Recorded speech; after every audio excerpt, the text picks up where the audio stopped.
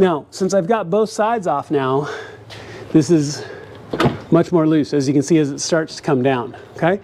So you're gonna wanna walk it around the hook right here. You're gonna wanna make sure to unplug your button right here as you pop this away, because there's lots, if you look up in here, lots of these, more of these plastic rivets that snap this up against the metal. So as you pop these away, those plastic rivets will make a popping noise.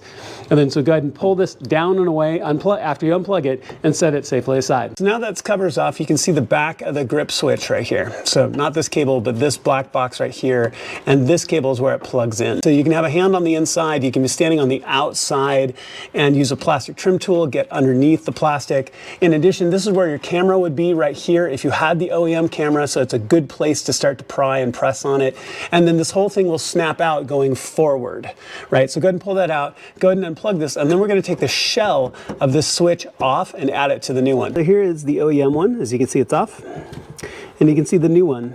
So what we're gonna do is, you can see that there's kind of a shell on this side. You can see little hooks right there. You can see this outer shell. So I'm going to very gently take a plastic trim tool and probably a pick tool, and you can see the way the shell goes around those little hooks right there. And they're matching on this other side. You can see it's identical, but this is the assembly that needs to pop off and then go over the top of this one. So very gently pull this away.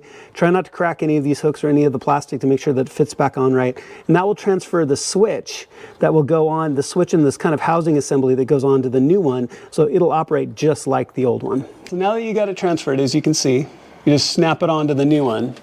Go ahead and take the camera line that you're gonna need and just feed it through from the outside.